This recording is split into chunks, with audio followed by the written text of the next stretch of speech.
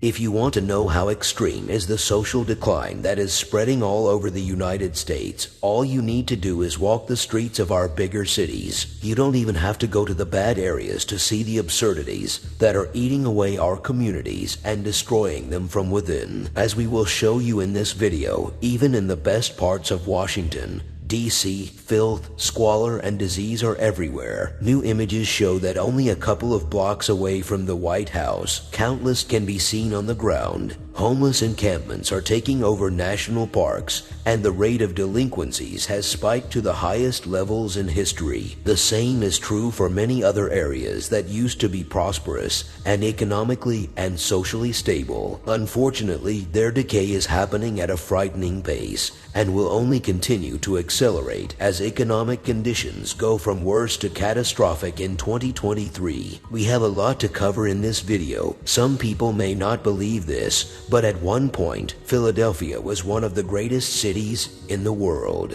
But nowadays, the city of Benjamin Franklin is filled with prime examples of the social insanity that is rippling across the country. On Twitter, one user shared a video while walking the city's streets, witnessing dozens of people from different backgrounds passed out on the sidewalks, while others, clearly under the influence of, were in a catatonic state that would shock anyone. But the truth is that, after years of neglect, no one is really surprised to hear that this is going on in Philadelphia. But what about a block from the White House? A video shared by Benny Johnson exposed scenes that seem like they've been taken out of a zombie movie. Exactly one block behind the White House, dozens of homeless encampments were scattered throughout city streets and even into national parks. Severe sanitation issues, including human waste, used needles, and trash piling up everywhere, left Johnson in disbelief. At D.C. Sparkle Street, glass from smashed car windows posed a threat to everyday citizens walking by. Even in front of St. John's Cathedral, garbage dominated the landscape.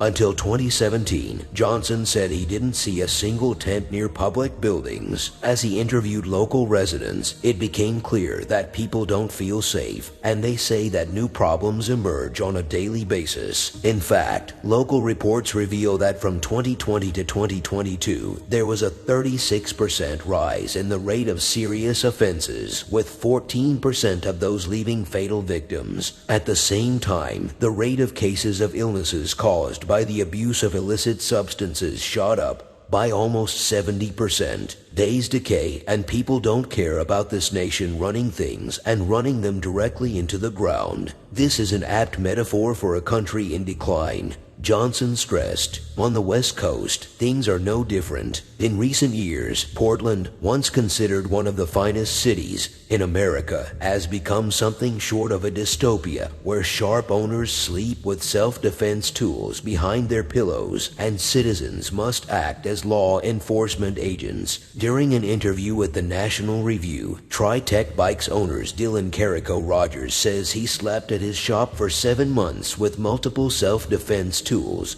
under his pillow. Rogers noted that in less than a year, his store was battered by break-ins, theft, and vandalism. One serially understaffed law enforcement agency was nowhere to be found, and in the face of $25,000 of stolen bike parts, Tri-Tech's insurance company was ready to jump ship. They said, if you claim another one, we're just going to drop you, Rogers said. So I'm paying $1,200 every 3 months to be told that I have to replace everything on my own dime. And then at the same time, officers don't show up. So we're just in a free-for-all. In August 2022, the lifelong Portland resident packed up and decided to leave the city. By that point, the building landlord told me that it wasn't worth it anymore. Rogers continued. The graffiti, property damage, constant break-ins, and unattended to official reports were just no longer worth the investment. He tore up a 3-year lease. The building's vacant now, the business owner said. This is the Portland way of life. You have people that are just blatantly taking advantage of the fact that there are no law enforcement officers, Rogers highlighted. This is spread everywhere now. It's not just the Portland bike shops. Grocery store workers are getting attacked because we have addicts that are literally walking in and doing these blitz raids. You're seeing more and more people pull out, he emphasized. And in turn, when people like me and other business owners close up, and we leave, then you have no economy and everything continues to get worse. As businesses depart from core urban areas, the United States is left with even more impoverished cities. Believe it or not, Detroit used to be the largest hub for the U.S. auto industry just a few decades ago, but that rapidly changed after automation and foreign manufacturing reshaped the whole industry, making the number of jobs sharply decline. Today, the city's poverty rate is at a staggering 39.8% of the population. Meanwhile, the rate of serious delinquencies is the second highest in the country. Urban decay is still rife in Detroit while it claws its way back from bankruptcy. Since the turn of the century, it has lost almost 30% of its population, given that conditions continue to deteriorate. Similarly, in the nearby town of Flint, Michigan, the decline of American manufacturing and the financial ruin of many companies that contributed to the growth of the region has resulted in the loss of hundreds of thousands of middle-class jobs. And over the past decade, Flint's population has declined rapidly at a rate of 12.2% per year. Infamously, the city has also suffered from drinking water that had not been properly treated for lead contaminants from old pipes. Now, over 40% of its residents live below the poverty line, and that rate keeps growing with each passing year. The same has happened to St. Louis, Missouri, and Albany, Georgia. Rampant rates of theft have driven thousands of companies out of business, and the ones that survived moved their operations elsewhere. Unemployment rates in these cities have spiked to alarming levels, and according to official data, about 25 and 32% of the citizens currently living in St. Louis and Albany, respectively, are poor or nearly poor. In New York City, poverty levels have become so oppressive that its homelessness crisis is spiraling out of control. The Daily Mail reports that the city has called the National Guard to deal with the displacement crisis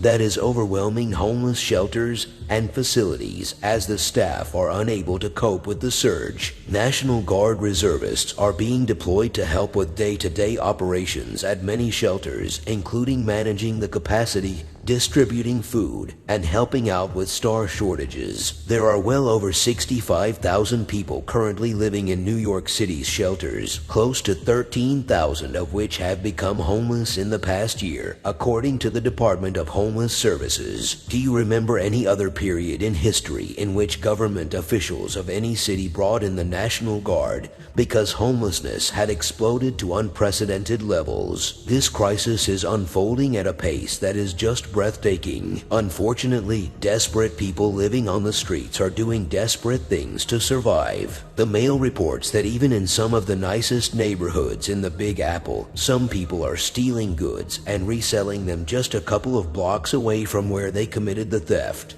And those are actually the least worst cases happening out there. According to Joel Kotkin, the Presidential Fellow in Urban Futures at Chapman University, and executive director of the Urban Reform Institute, the social decay that is rotting the foundations of U.S. cities is systemic and getting worse over time. When my grandparents migrated to New York from Russia over a century ago, they found the city that was paradise, one that provided a pathway towards a better life, he wrote. However, life was tough, crowded, and always a paycheck from poverty. My relatives were poor, but so was everyone. Eventually, they all bought houses or apartments and entered the middle class. Today's urban promise is vastly different. The researcher notes, New York, San Francisco, Los Angeles are no longer cities of aspiration. They are increasingly defined by an almost feudal hierarchy. The rich live well, protected by private security, and served by local coffee shops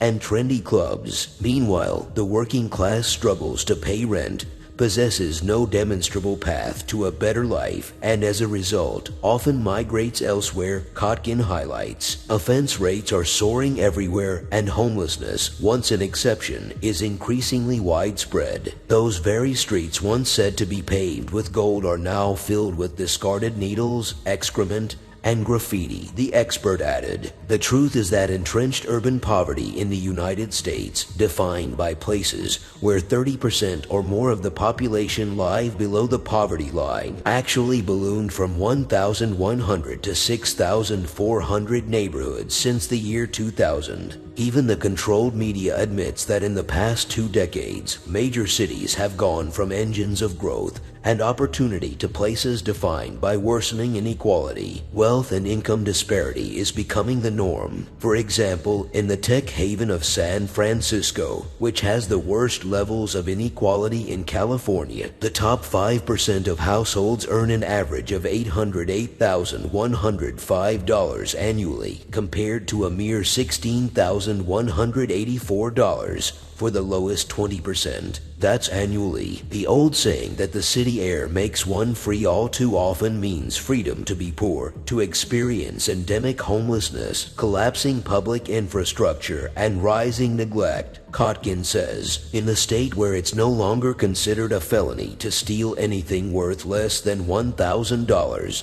there has been property theft, including a huge rise in carjackings. Since 2019, Walgreens closed over 30 outlets in San Francisco due to skyrocketing cases of retail theft and weak law enforcement. At the same time, New York's small businesses experienced a 222% increase in burglaries last year. As cities slowly fall to pieces, they are increasingly becoming no-go zones for investors and business. Barely 10% of U.S. companies are interested in investing in large urban areas, the expert reveals. Sadly, it appears that our leaders are not too worried about restoring the economic and social balance this country needs to start thriving again. Year after year, our social decline intensifies and our major cities continue to collapse all around us. If you love America, you should be completely disgusted by what is happening to our country. What do you think our founders would say if they could see what our cities have become? They would certainly be deeply ashamed of us, and we should be deeply ashamed of ourselves too, because we should have never allowed a beloved country to sink so low.